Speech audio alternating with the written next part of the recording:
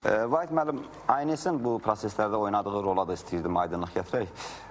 Demək olar ki, ən xırda detalları belə efirdə göstərilirdi. Bu cəmiyyətdə bir ajitaj yaratmırdı mı? Xeyr, ajitaj niyə yaratmalıdır ki, sadəcə olaraq əksinə insanlar bizdən birinci məzəndən öyrəndilər ki, heç bir problem yoxdur, heç bir məzənə dəyişikliyi yoxdur və bazar günü də biz əhaliyə məlumat verirdik ki, məzənədə dəyişiklik yoxdur. Eyni zamanda biz Qarabazarda göstərdik ki, belə bir şey yaranıb, bunun da qarşısı alınmalıdır və onun da qarşısı çox gözəl vaxtında alındı. Amma bir məsələ də var. Demək olar ki, məlumatlar çox az verilirdi və nəticədə, belə deyək, saxta informasiyalar çox yayılmağa başladı. Bir çaşqınlıq ortaya çıxdı. Belə məqamda media orqanları hansı addımlar atmalıdırlar ki, tutalım, dezinformasiya ilə informasiyanı bir-birindən ayırmaq mümkün olsun. Çünki dövlət orqanları kənarda çəkir durur və birbaşa informasiya əldə olunur. Belə məqamda nə etmək lazımdır? Belə məqamda bilirsiniz, aynəsə baxmaq lazımdır. Belə məqamlarda aynəsə baxmaq lazımdır və aynəsdən ən dürüst məlumatları əldə etmək lazımdır. Ona görə ki, bizim çox uzun müddətli təcrübəmiz var. Biz bilirik bu vəziyyətdə necə işləmək lazımdır. Əsas məsələ bu cür vəziyyətlərdə media strukturunun qarşısında duran xalqa vacib olan tələbləri ödəməkdir. Nədir bu? Dövlət məmurlarının bu sahədə fəaliyyət göstərən və yaxud bu proseslərə rəhbərlik edən dövlət qurumların nümayəndələrini dəvət etmək, onlar mütləq şəkildə əhaliyə məlumat verməlidirlər. Onlar deməlidirlər ki, bu nədir, nədən qaynaqlanır və bu nə ilə sonlaşacaq və o sona necə getmək lazım, hansı yollarla. Bundan başqa tək dövlət məmurları yox, eyni zamanda uğurlu sahibkarlar, peşəkar sahibkarlar, savadlı sahibkarlar çıxış etməlidir mütləq şəkildə. O adamlar ki, 100% peşə başındadırlar, pul qazanırlar, əməkdaşları var, işçiləri var və onların təcrübəsindən bölüşmək lazımdır. Onlar məlumat verməlidirlər. Bu da çox vacibdir. Ona görə ki, bu tək əyani yox, eyni zamanda praktiki bir məsləhətlərdir.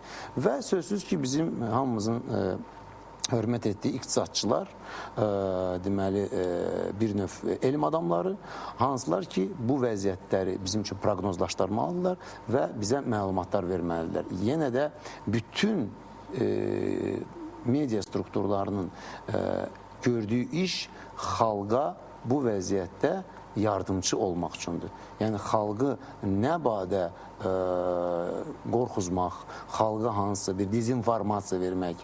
Belə vəziyyətlərdə media rəhbərləri qabaq bir məlumatı 2 mənbədən yoxlayırlarsa, indi 4 mənbədən yoxlamalıdır, 6 mənbədən yoxlamalıdır.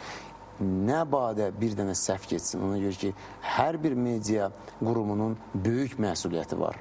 Ona görə ki, xalq müraciət edir televiziyalara, xalq müraciət edir internet saytlarına, portallarına, radio stansiyalarına, qəzetlərə və oradan məlumat almaq istəyir.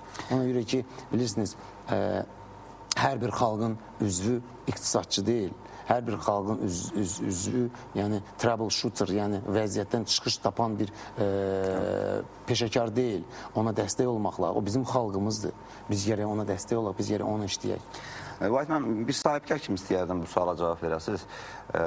Uzun müddətdən sonra manat dəyərini itirdi. Dünya bazarında isə neftin qiyməti get-gedə aşağı düşür. Bu neftdən yaranan bu boşluğu biz nə ilə kompensasiya edə bilərik ki, belə deyək, daha ağır itkilərlə üzə qalmayaq? Mən ümumiyyətlə, bilirsiniz, hesab eləmirəm ki, manat öz dəyərini itirib. Manat öz dəyərini itirməyib. Manat, bilirsiniz, biz manat uğrunda çox vuruşmuşuq və manatın mövcudluğu Azərbaycanın müstəqilliyinin mövcudluğu deməkdir, mənim üçün şəxsən. Bizim milli valyutamız, bizim bayrağımız, bu bizim üçün qürur və müstəqillik mənbəyidir. Bayraq da balaca bayraq ola bilər bir uşağın əlində və yaxud bayraq meydanda böyük bir bayraq ola bilər. Manatın da məzənnəsi aşağı ola bilər, yuxarı ola bilər. Amma manatın mövcudluğu bu bizim millətimizin, bizim xalqımızın, bizim dövlətimizin müstəqilliyi deməkdir. Biz böyürük bir dövlət olaraq. Manat da bizlə bir yerdə böyüyür.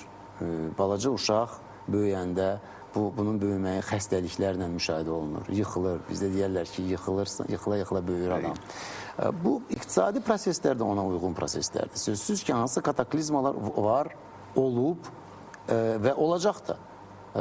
Bu öz növbəsində bir növ imtahandır. Tək bizim Azərbaycan xalqı üçün yox. Bu bütün xalqlar üçün bir imtahandır. Xalq yəni bir növ hansısa problemlə rastlaşmasa, onu həll etməsə, o aciz bir xalqdır. Biz özümüz də uzun müddət, belə deyək, müdafiəli olmuşuq.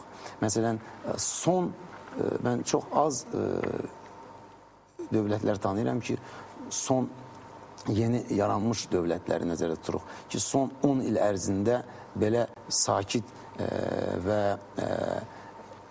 sığortalanmış şəraitdə inkişaf etsin. 10 il ərzində bizim manatımız bir zərrə də olsun devalvasiyaya uğramamışdı.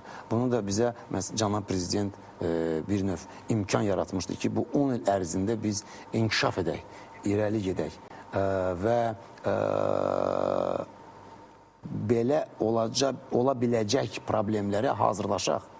Məsələn, neftin kəskin şəkildə aşağı düşməsi, siz bilirsiniz ki, bu Azərbaycanla bağlı problem deyil. Bu digər sahələrdə baş vermiş bir problemlərdir. Amma Azərbaycana onun böyük bir təsiri oldu. Çox böyük bir təsiri oldu. Buna baxmayaraq yenə də biz vuruşuruq. Bu günlərim manatın zəifləməsi haqqında söhbətlər gedə bilməz. Manat var, ola bilsin ki, bir növ devalvasiya uğrayır, lakin bu döyüşün bir mərhələsidir. Biz demirik ki, Qarabağ bizim əlimizdən gedib. Biz deyirik ki, Qarabağ bizimkidir, onun uğrunda döyüşlər davam edir. Manat da bizimkidir. Bu proseslər Azərbaycan iqtisadiyyatına hansı müsbət, belə deyək, keyfiyyətlər gətirə bilər?